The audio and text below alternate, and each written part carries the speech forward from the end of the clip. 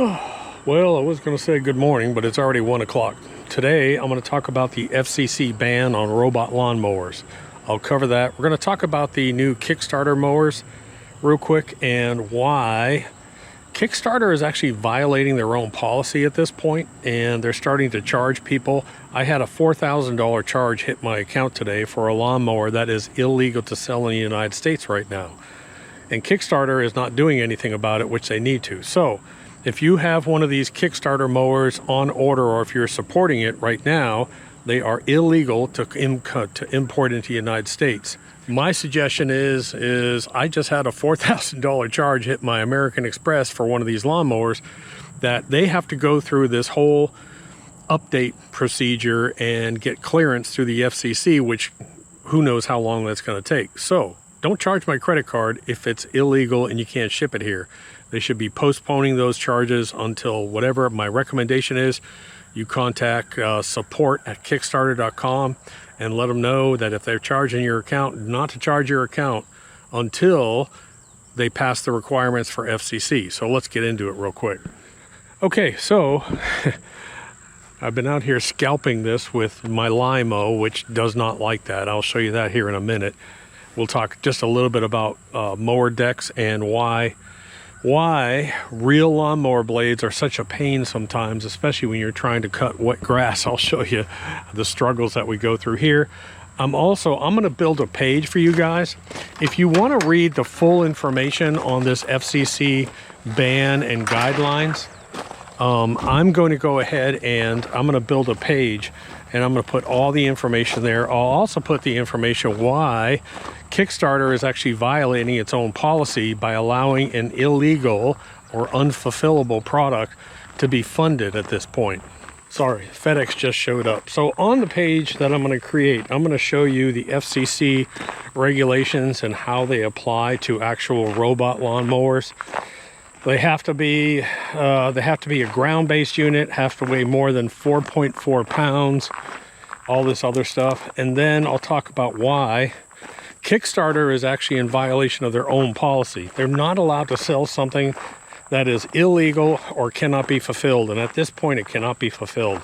They should not be charging people. That's my opinion. Here's the problem. You want a robot lawnmower, what one should you buy? I no longer endorse the Lymows. There's just way too many problems with the Lymow. They've come out with quote-unquote fixes, which are not really fixes. They're actually just band-aids to problems that are not actually fixing the problem. So the 450 model is the one I'm recommending. The Segway 450 model. It's out there, it's proven, it's large. Get the 450, it'll cover more area, and if you ever move to a larger yard, you don't have to worry about, because you can't upgrade it. So I'll put a link to Amazon and I'll put a link to their direct site. Please, for the love of God, use our affiliate links. The amount of money I'm spending on these things is absolutely ungodly.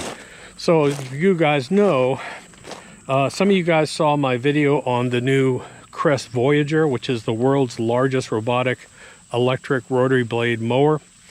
I brought one of those in to sort of make a point to show that there's a real need for an in-between mower, a real lawnmower, a small little zero turn that doesn't cost $60,000.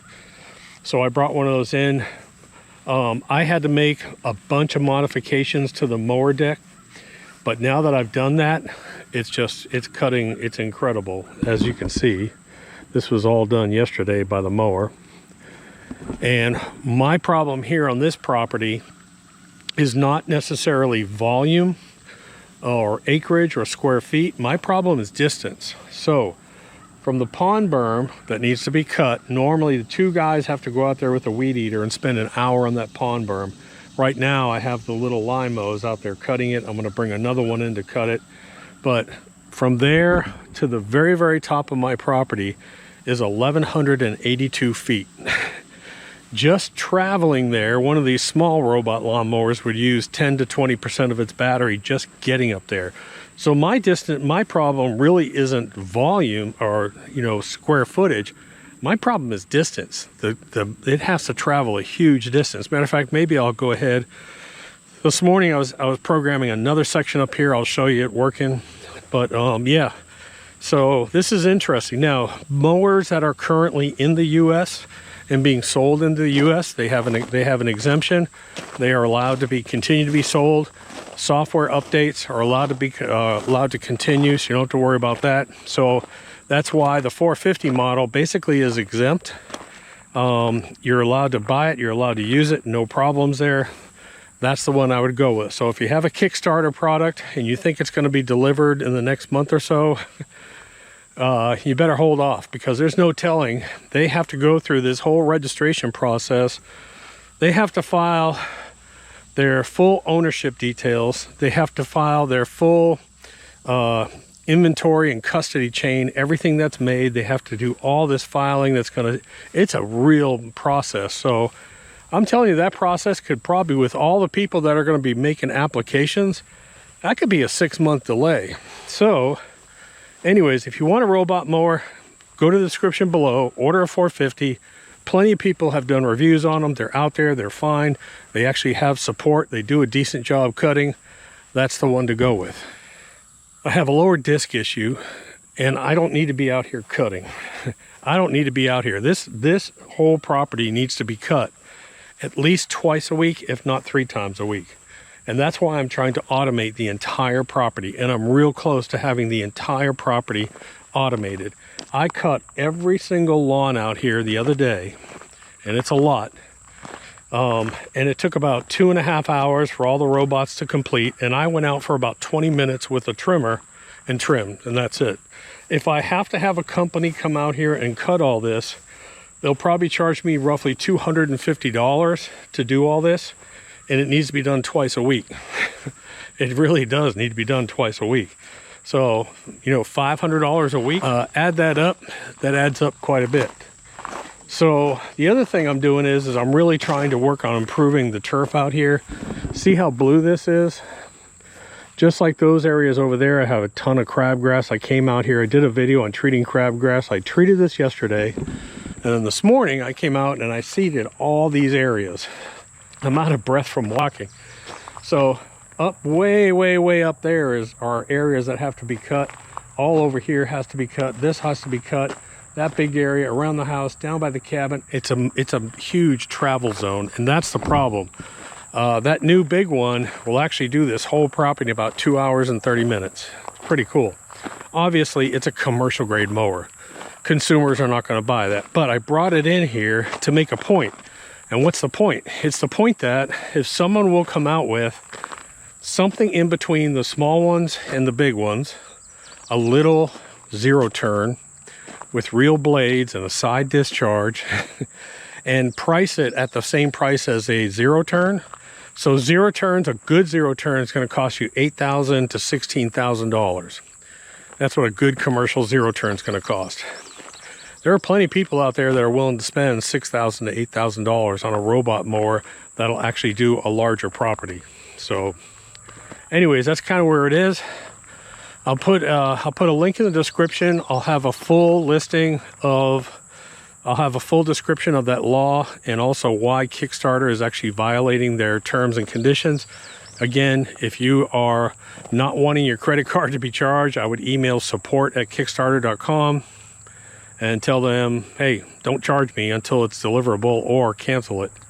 I'll just show you some of this, the new robot mower programming up here, and also dealing with the Lymows this morning underneath all that blade stuff.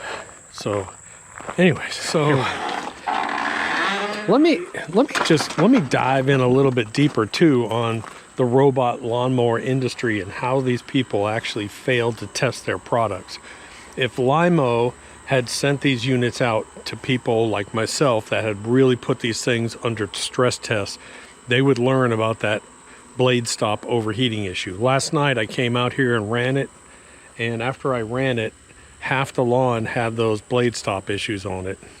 So this morning I came out when it was wet, covered with dew, because we got more rain coming in. I sent it out, and every third pass it would go up and down 3 or 4 times. I'd have to stop and unclog the deck from clippings. That's a rotary mower. When we use the Egos, John and Jeff, they always want black plastic gloves. Why? Because they know every 2 or 3 passes they're going to have to stop and clean out the mower deck. Remember, mowers with real lawnmower blades that have lift, when they lift the blades, they lift, cut, and discharge, but a lot of those clippings get stuck under the deck. The best quality cut comes from real lawnmower blades, high lift lawnmower blades. However, they also come with a problem. So if you want a mower that you can basically send out and not worry about it, let's say you're on vacation or not near your house, you can't do one with real lawnmower blades, because I guarantee you're going to have to wash it off. Every piece of equipment that has lawnmower blades on this property, when it gets done, actually all equipment, before we put it back up, always gets washed. My 60-inch Toro zero turn, after we get done using it, up on ramps, wash it off. The new robot lawnmower, after done, up on ramps, wash it off. Everything gets washed. Every PGA level quality course in America does the same thing. If a lawnmower goes out or a piece of equipment goes out and does some cutting before it goes back in the shop, before it goes back in the warehouse, it gets washed. Every single piece of equipment, every single time. So the razor blade mowers, while they don't give you as good of a quality cut, I'm talking about on normal type grass, they don't have the lift, cut, and you're going to get a lot of folded over blades. They are much less maintenance, and they are much more reliable. That's the trade-off. And unfortunately, this industry has hit a point where it's just a little bit crazy, and within the next couple of years, I think someone's going to solve the issue. Everyone says the same thing when I start talking about this. They agree. Someone needs to come out with a real robot lawnmower that has 2 rotary blades, high air volume, side discharge, that's reasonably priced. Now, the razor blade mowers do a decent job of cutting, but you do give up some cut quality when you're on a grass that needs lift and cut. I'm not talking about short Bermuda. I'm talking about grass like this over here that's 2.5 to 5 or 6 inches tall. I got centipede that's 4 to 7 inches tall. That has to have that suction. It needs that suction. Otherwise, 20-30% of the blades are just going to be folded over and not cut. That's just the way it is. So for right now, if you want a lawnmower that's out there, that's been tested, has a decent amount of customer support, doesn't have a bunch of issues, the 450 model is the winner currently right now. 4-wheel drive. It doesn't use these RTK stations. You don't need the RTK stations. It has network RTK like my big mower. It just operates on signals that are already existing, so you don't have to use an RTK. Yeah, it's just the overall winner right now. The newer robot lawnmowers, the warning I have for those, and I can tell that they're not grass people because they're offering those where you can take off the razor blades and put real lawnmower mulching blades on. Dude, you are going to mess up your mower. That is going to pack up your deck. There's no discharge. There's no deck underneath. It's going to be a real problem if people start putting that mower blade on. I'm telling you, you watch, you'll see. So they just don't understand the lawn industry, especially in the US. These are all Chinese-made products. Anyways, thought I'd just give you an update. I was going to do some other stuff on the video, but I just don't have time today. I'm trying to get all this seeding and everything done before these storms come in. And that's about it. Give it a thumbs up. And if you don't mind, use our affiliate link. And God help me pay for some of this stuff. Doc.